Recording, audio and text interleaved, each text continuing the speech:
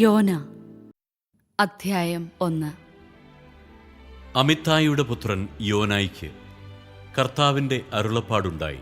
നീ എഴുന്നേറ്റ് മഹാനഗരമായ നിനവേയിൽ ചെന്ന് അതിനെതിരെ വിളിച്ചു പറയുക. എന്തെന്നാൽ അവരുടെ ദുഷ്ടത എന്റെ സന്നിധിയിലെത്തിയിരിക്കുന്നു.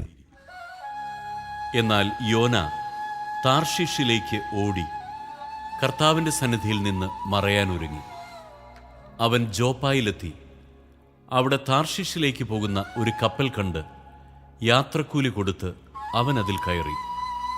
അങ്ങനെ താർഷീഷിൽ ചെന്ന് കർത്താവിന്റെ സന്നിധിയിൽ നിന്ന് ഒളിക്കാമെന്ന് അവൻ കരുതി.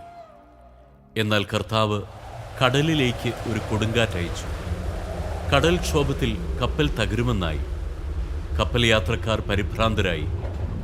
ഓരോരുത്തരും താന്താങ്ങളുടെ ദേവന്മാരെ വിളിച്ചപേക്ഷിച്ചു. ഭാരം കുറയ്ക്കാൻ വേണ്ടി കപ്പലിലുണ്ടായിരുന്ന ചരക്കുകളെല്ലാം അവർ കടലിലേക്ക് വലിച്ചെറിഞ്ഞു. എന്നാൽ യോന കപ്പലിന്റെ ഉള്ളറയിൽ കിടന്നുറങ്ങുകയായിരുന്നു. അപ്പോൾ കപ്പിത്താൻ അടുത്തുവന്ന് അവനോട് ചോദിച്ചു, നീ ഉറങ്ങുന്നോ? എന്താണ് ഇതിന്റെ അർത്ഥം? എഴുന്നേറ്റ് നിന്റെ ദൈവത്തെ വിളിച്ചപേക്ഷിക്കുക. നമ്മൾ നശിക്കാതിരിക്കാൻ ഒരുപക്ഷെ അവിടുന്ന് നമ്മെ ഓർത്തേക്കും. അനന്തരം അവർ പരസ്പരം പറഞ്ഞു, ആര് നിമിത്തമാണ് നമുക്ക് ഈ അനർത്ഥം ഭവിച്ചതെന്നറിയാൻ നമുക്ക് നറുക്കിടാം. അവർ നറുക്കിട്ടു. യോനായ്ക്ക് നറുക്കു വീണു. അപ്പോൾ അവർ അവനോട് ചോദിച്ചു, പറയൂ, ആര് നിമിത്തമാണ് ഈ അനർത്ഥം നമ്മുടെ മേൽ വന്നത്? നിന്റെ തൊഴിൽ എന്താണ്? നീ എവിടെ നിന്ന് വരുന്നു? നിന്റെ നാടേതാണ്? നീ ഏതു ജനതയിൽപ്പെടുന്നു? അവൻ പറഞ്ഞു, ഞാൻ ഒരു ഹെബ്രായനാണ്. കടലും കരയും സൃഷ്ടിച്ച സ്വർഗസ്ഥനായ ദൈവമായ കർത്താവിനെയാണ് ഞാൻ ആരാധിക്കുന്നത്. അപ്പോൾ അവർ അത്യധികം ഭയപ്പെട്ട് അവനോട് പറഞ്ഞു, നീ എന്താണ് ഈ ചെയ്തത്? അവൻ കർത്താവിന്റെ സന്നിധിയിൽ നിന്ന് ഓടി ഒളിക്കുകയാണെന്ന് അവൻ തന്നെ പറഞ്ഞ് അവർ അറിഞ്ഞു. അവർ അവനോട് പറഞ്ഞു, കടൽ ശാന്തമാകേണ്ടതിന് ഞങ്ങൾ നിന്നെ എന്തു ചെയ്യണം? കടൽ കൂടുതൽ കൂടുതൽ പ്രക്ഷുബ്ധമായിക്കൊണ്ടിരിക്കുന്നു. അവൻ അവരോട് പറഞ്ഞു, എന്നെ എടുത്തു കടലിലേക്ക് എറിയുക. അപ്പോൾ കടൽ ശാന്തമാകും. എന്തെന്നാൽ ഞാൻ നിമിത്തമാണ് ഈ വലിയ കൊടുങ്കാറ്റ് നിങ്ങൾക്കെതിരെ ഉണ്ടായിരിക്കുന്നതെന്ന് ഞാൻ മനസ്സിലാക്കുന്നു. കപ്പൽ കരയ്ക്ക് അടുപ്പിക്കുന്നതിനായി അവർ ശക്തിപൂർവം തണ്ടുവലിച്ചു. എന്നാൽ അവർക്ക് സാധിച്ചില്ല. എന്തെന്നാൽ കടൽ അവർക്കെതിരെ പൂർവാധികം ക്ഷോഭിക്കുകയായിരുന്നു. അതുകൊണ്ട് അവർ കർത്താവിനോട് നിലവിളിച്ചു, കർത്താവേ, ഈ മനുഷ്യന്റെ ജീവൻ നിമിത്തം ഞങ്ങൾ നശിക്കാനിടയാകരുതേ. നിഷ്കളങ്ക രക്തം ചിന്തി എന്ന കുറ്റം ഞങ്ങളുടെ മേൽ ചുമത്തരുതേ. കർത്താവേ, അവിടുത്തെ ഹിതമനുസരിച്ചാണല്ലോ ഇപ്രകാരം സംഭവിച്ചത്. അനന്തരം അവർ യോനായെ എടുത്ത് കടലിലേക്കെറിഞ്ഞു. ഉടനെ കടൽ ശാന്തമായി. അപ്പോൾ അവർ കർത്താവിനെ അത്യധികം ഭയപ്പെടുകയും അവിടുത്തേക്ക് ബലിയർപ്പിക്കുകയും നേർച്ച നേരുകയും ചെയ്തു.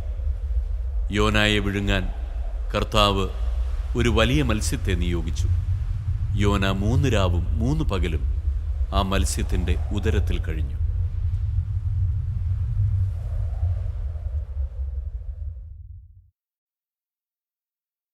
അധ്യായം 2. മത്സ്യത്തിന്റെ ഉദരത്തിൽ വെച്ച് യോന തന്റെ ദൈവമായ കർത്താവിനോട് പ്രാർത്ഥിച്ചു. എൻ്റെ കഷ്ടതയിൽ ഞാൻ കർത്താവിനെ വിളിച്ചപേക്ഷിച്ചു. അവിടുന്ന് എനിക്ക് ഉത്തരമരുളി. പാതാളത്തിൻ്റെ ഉദരത്തിൽ നിന്ന് ഞാൻ നിലവിളിച്ചു. അവിടുന്ന് എൻ്റെ നിലവിളി കേട്ടു. അവിടുന്ന് എന്നെ ആഴത്തിലേക്ക്, സമുദ്രമധ്യത്തിലേക്ക് വലിച്ചെറിഞ്ഞു. പ്രവാഹം എന്നെ വളഞ്ഞു. അങ്ങയുടെ തിരമാലകൾ എൻ്റെ മുകളിലൂടെ കടന്നുപോയി. അപ്പോൾ ഞാൻ പറഞ്ഞു, അങ്ങയുടെ സന്നിധിയിൽ നിന്ന് ഞാൻ നിഷ്കാസിതനായിരിക്കുന്നു. അങ്ങയുടെ വിശുദ്ധ മന്ദിരത്തിലേക്ക് ഇനി ഞാൻ എങ്ങനെ നോക്കും? സമുദ്രം എന്നെ വലയം ചെയ്തിരിക്കുന്നു. ആഴി എന്നെ ചുറ്റിയിരിക്കുന്നു. പായൽ എൻ്റെ തല വലിഞ്ഞു മുറുക്കിയിരിക്കുന്നു. പർവ്വതങ്ങൾ വേരുപാകിയിരിക്കുന്ന സമുദ്രത്തിൻ്റെ അടിത്തട്ടിലേക്ക് ഞാൻ ഇറങ്ങിച്ചെന്നു.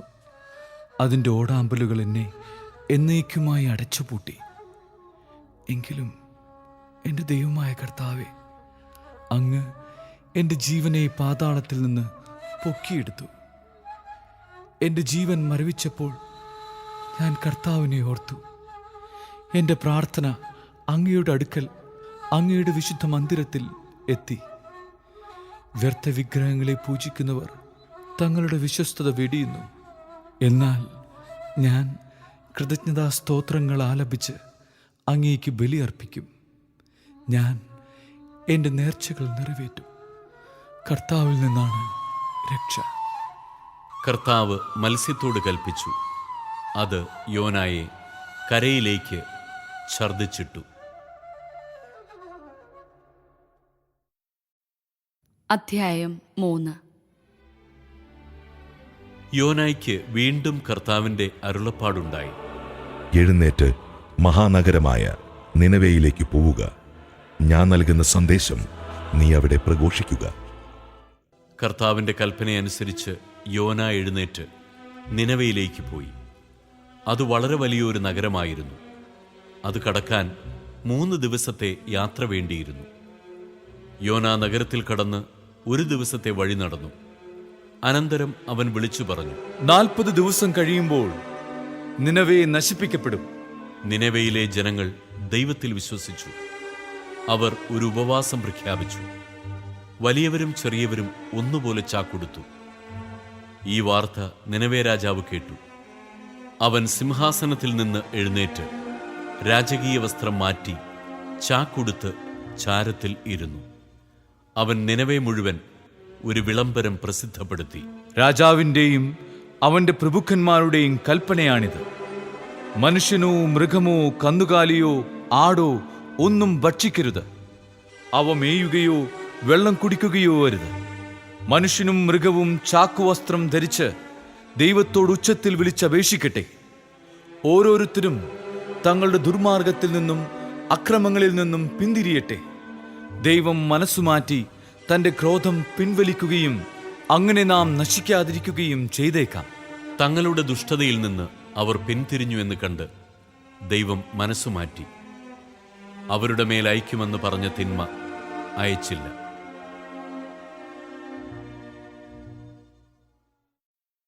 അധ്യായം 4. യോന ഇതിലത്യധികം അസംതൃപ്തനും കുപിതനുമായി. അവൻ കർത്താവിനോട് പ്രാർത്ഥിച്ചുകൊണ്ട് പറഞ്ഞു, ഞാൻ എൻ്റെ ദേശത്തായിരുന്നപ്പോൾ ഇതുതന്നെയല്ലേ അങ്ങയോട് പറഞ്ഞത്?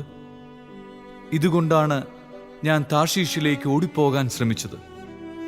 അവിടുന്ന് ദയാലുവും കാരുണ്യവാനും ക്ഷമാശീലനും സ്നേഹനിധിയും ശിക്ഷിക്കുന്നതിൽ വിമുഖനുമാണെന്ന് ഞാൻ അറിഞ്ഞിരുന്നു. കർത്താവെ, എൻ്റെ ജീവൻ എടുത്തുകൊള്ളുക എന്ന് ഞാൻ അപേക്ഷിക്കുന്നു.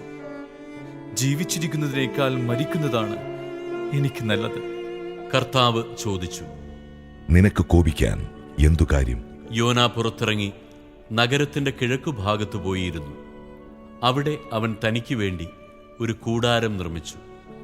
നഗരത്തിന് എന്ത് സംഭവിക്കുമെന്ന് കാണാനായി കൂടാരത്തിന്റെ കീഴിൽ ഇരുന്നു. യോനായിക്ക് തണലും ആശ്വാസവും നൽകുന്നതിന് ദൈവമായ കർത്താവ് ഒരു ചെടി മുളപ്പിച്ചു. ആ ചെടി കണ്ട് യോന അത്യധികം സന്തോഷിച്ചു. പിറ്റേന്ന് പ്രഭാതത്തിൽ ദൈവം ഒരു പുഴുവിനെ അയച്ചു. അത് ആ ചെടിയെ ആക്രമിച്ചു. ചെടി വാടിപ്പോയി. സൂര്യൻ ഉദിച്ചപ്പോൾ ദൈവം അത്യുഷ്ണമുള്ള കിഴക്കൻ കാറ്റിനെ നിയോഗിച്ചു. തലയിൽ സൂര്യന്റെ ചൂടേറ്റ് യോന തളർന്നു. മരിക്കാൻ ആഗ്രഹിച്ചുകൊണ്ട് അവൻ പറഞ്ഞു, ജീവിക്കുന്നതിനേക്കാൾ മരിക്കുന്നതാണ് എനിക്ക് നല്ലത്. ദൈവം യോനായോട് ചോദിച്ചു, ആ ചെടിയെ ചൊല്ലി കോപിക്കാൻ നിനക്കെന്തു കാര്യം? അവൻ പറഞ്ഞു, കോപിക്കാൻ എനിക്ക് കാര്യമുണ്ട്, മരണം വരെ കോപിക്കാൻ. കർത്താവ് പറഞ്ഞു, ഈ ചെടി ഒരു രാത്രി കൊണ്ട് വളരുകയും അടുത്ത രാത്രി നശിക്കുകയും ചെയ്തു. നീ അതിൻ്റെ വളർച്ചയ്ക്ക് വേണ്ടി അധ്വാനിച്ചിട്ടില്ല. എന്നിട്ടും നിനക്കതിനോട് അനുകമ്പ തോന്നുന്നു. എങ്കിൽ ഇടം വലം തിരിച്ചറിയാൻ കഴിവില്ലാത്ത 120,000-ൽ പരം ആളുകളും അസംഖ്യം മൃഗങ്ങളും വസിക്കുന്ന മഹാനഗരമായ നിനവയോട് എനിക്ക് അനുകമ്പ തോന്നരുതെന്നോ?